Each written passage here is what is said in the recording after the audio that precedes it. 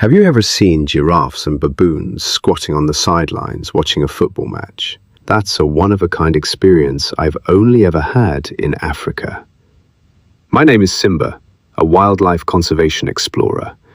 I spend my years living in tents across the African bush, side by side with lions, protecting their natural homes. I first watched the World Cup in 1990, back in high school at Guiyang No. 1 Middle School. The very first match was Italy versus Czechoslovakia. Baggio picked up the ball near the halfway line, weaved past several defenders, and stormed all the way to score a solo stunner. From that instant, I was hooked on football and on Roberto Baggio. That Italian side was young, electrifying, and played counter-attacking football with breathtaking fluency. But in the semi-final, Baggio wasn't in the starting 11, and Italy lost to Argentina on penalties. It crushed me. In the third-place match, Baggio scored a cool, elegant goal in front of the net, and that restored my faith in the beautiful game. The 1994 World Cup found me in my sophomore year at Sichuan University in Chengdu. To catch the games, we had to go to video parlors off campus, and after late-night screenings, we'd climb back over the wall to sneak into our dorms.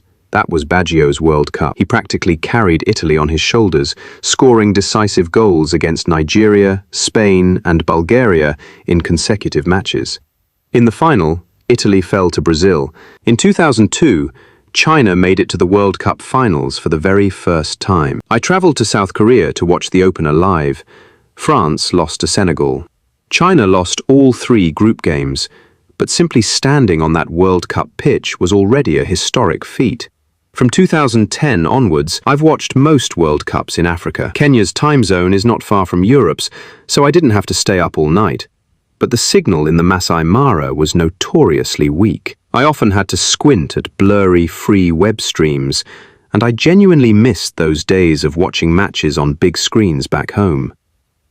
In the Maasai Mara, I've organized several football teams. The earliest was near the Kichwa Tembo camp, Rangers versus hotel staff.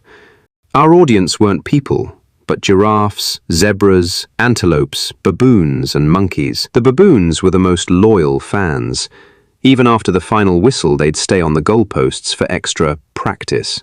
Later, at the Old Kinye Conservancy, we played four-a-side matches and even assigned a hawkeye lookout to warn us if elephants, buffaloes, or hippos wandered too close. The Maasai have incredible endurance, but their footwork is rugged. They love to launch the ball skyward.